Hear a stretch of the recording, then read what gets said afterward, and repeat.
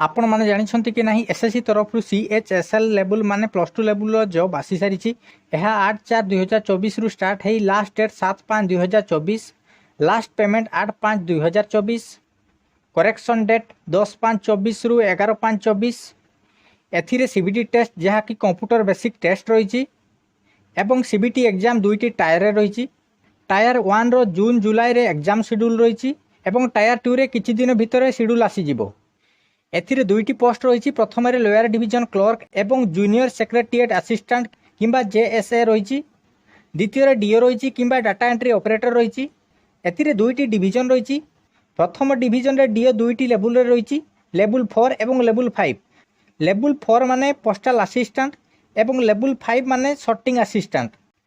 द्वितीय डिवीजन रे खाली data entry operator grade A रही। दरमा देखा गले लोअर डिवीजन क्लर्क एवं जूनियर सेक्रेटेरिएट असिस्टेंट रो 19,900 रु 63,200 पर्यंत रही।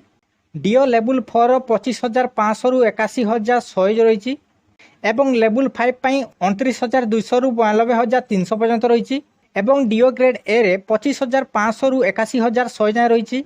एज लिमिट 1/8/2024 सुधा 18 रु 27 वर्ष रही। एप्लिकेशन फी जनरल ओबीसी EWS 100 टंका। SC ST PH एवं फीमेल मानकर फ्री रही। एजुकेशन क्वालिफिकेशन रे +2 पास रही। एग्जाम सेंटर ओडिशार बालेश्वर, ब्रह्मपुर, भुवनेश्वर, राउरकेला, संबलपुर ठार रही। टायर 1 एग्जामिनेशन रे 4टी सब्जेक्ट रही। फर्स्ट रे इंग्लिश रही, सेकंड रे जनरल इंटेलिजेंस रही, थर्ड रे क्वांटिटेटिव एप्टीट्यूड रही, फोर्थ रे जनरल अवेयरनेस रही। प्रति सब्जेक्ट पई 25टी क्वेश्चन रही एवं गोटे क्वेश्चन पई 2 मार्क रही। माने गोटे सब्जेक्ट रो फुल मार्क 50 मार्क केवल 60 मिनिट रे एवं सबू ऑब्जेक्टिव क्वेश्चन रहिबो। नेगेटिव मार्किंग 0.50 रही।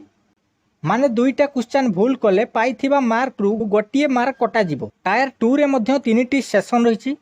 सेक्शन 1 रो मॉड्यूल 1 रे मैथ रही एवं मॉड्यूल 2 रे रीजनिंग एवं जनरल इंटेलिजेंस रही। टोटाल 30टी क्वेश्चन रही एवं फुल मार्क 180 मार्क रही एवं गोटे घंटा मध्य रही। सेक्शन 2 रो मॉड्यूल 1 रे इंग्लिश एवं कॉम्प्रेहेंशन रही। मॉड्यूल 2 रे जनरल अवेयरनेस रही। टोटाल क्वेश्चन मॉड्यूल 1 रे 40 रही एवं मॉड्यूल 2 रे 20टी रही एवं टोटाल मार्क 180 रही। सेक्शन 3 रो मॉड्यूल 1 रे कंप्यूटर नॉलेज मॉड्यूल रही। 15टी क्वेश्चन रही एवं फुल मार्क 45 मार्क रही एवं टाइम 15 मिनिट रही। सेक्शन 2 रे सेक्शन 3 रो मॉड्यूल 2 रे skill test type test module रही। पार्ट ए एवं पार्ट बी रे डीओ स्किल टेस्ट रही। दुईटी रे +2 स्टैंडर्ड क्वेश्चन रही एवं टाइम 15 मिनिट रही एवं पार्ट सी रे टाइप टेस्ट रही एवं टाइमिंग मध्य 10 मिनिट रही। जदि यही पोस्ट रे इंटरेस्टेड अछंती शीघ्र आवेदन करंतु। जदि पारु नांती तळे कमेंट करंतु।